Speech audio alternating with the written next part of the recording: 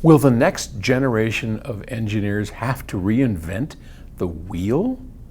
This question comes from Jan in Denver. It seems to me that in the world of high-end audio, there is tremendous knowledge and skills concentrated in the hands of engineers and designers of the baby boomer generation. I think he's talking about me, boss.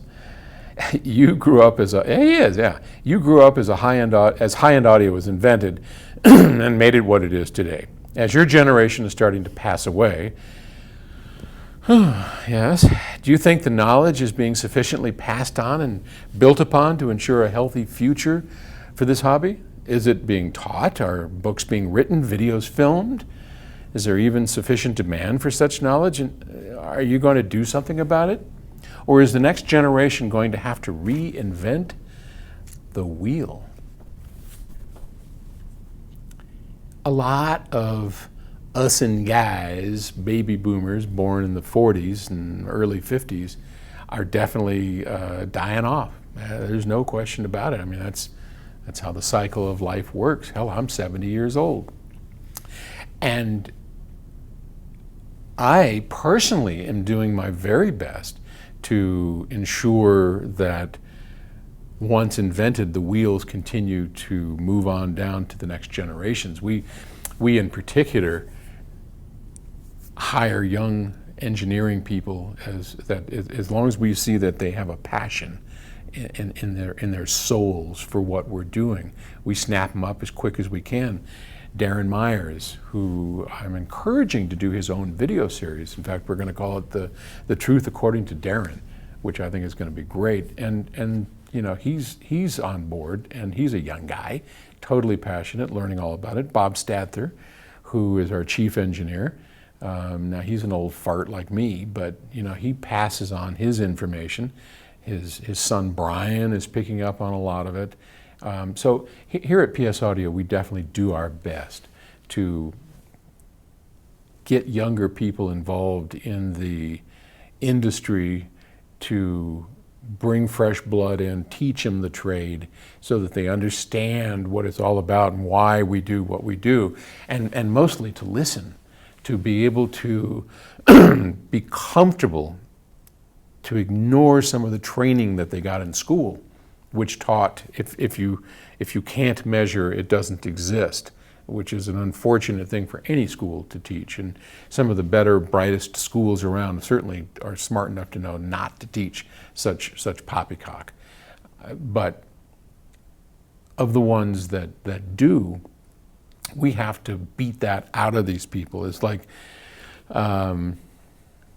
it's like learning how to, I always go back to cooking. It's like learning how to cook out of a recipe book. You can get pretty proficient at it, but are you learning to improvise?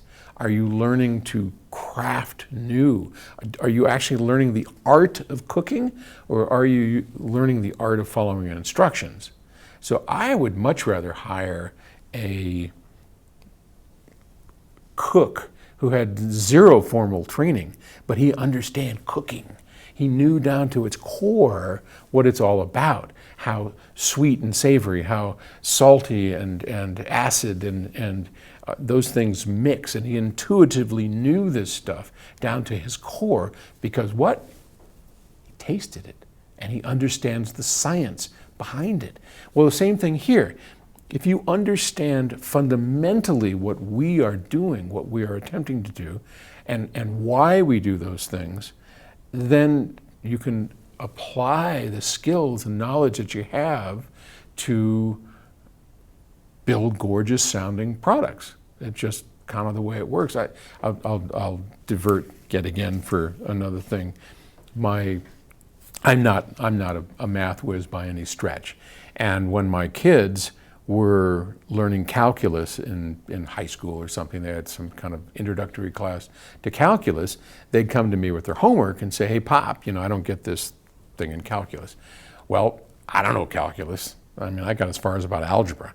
And so my old partner, Arnie Nudell, the founder of Infinity, the guy that, you know, we're building loudspeakers using his teachings, he was a nuclear physicist, for goodness sake. So anyway, Arnie's over for dinner one night, and the boys say, "Hey, Arnie, could you help us with calculus?" So Arnie looked at their papers and scratched his head and go, "I have no idea what this teacher is trying to teach you." And yeah, I know calculus. I mean, I would do it differently. And he said, "I'll tell you what, I'm not going to teach you how to do this homework problem. What I will do is teach you the basis of calculus so you actually understand what it is, not the rote that the school is trying to get you to memorize, this, and this equal that." And so he sat over 2 nights and taught my boys the basis of calculus. What is at the core of calculus? Why was it invented? Who invented it? How did it work? What was it intended to do? And they walked away with this incredible understanding of not only calculus, but math. I mean, in 2 days, Arnie taught them the basis of mathematics. And from that point on, my boys have just aced anything to do with math. One of them, well, 2 of them actually went into business school. It was like a breeze. Well, everybody else was scratching, their heads trying to learn this stuff. My boys succeeded because they knew the basis of it. And the same thing here. But what's happening in general? That's just PS Audio. I think in general, a lot of this is being lost, though I wouldn't worry about it, because this happens over and over and over throughout time. We lose certain disciplines and knowledge that is specific to the life experience of a person, like Arnie and the loss of Arnie Nudell and how he designed speakers. Well, we'll carry that on, and a younger generation will carry that on. But in the broader sense, you get a young guy in here who doesn't know any of these things, doesn't know any of us old farts, and he'll do the research. He'll look at how did they wind up making something sound so good? It has the same parts that this guy did, and it doesn't sound good. So what's the difference? They'll scratch their heads, they'll do the research, they'll look up the history, maybe they'll watch this YouTube channel. But in any case, it's desire and passion that drives innovation in a fundamental way, and that is never going away. It's part of the human experience. Of that, I am convinced. I hope that answers your question. Talk to you tomorrow.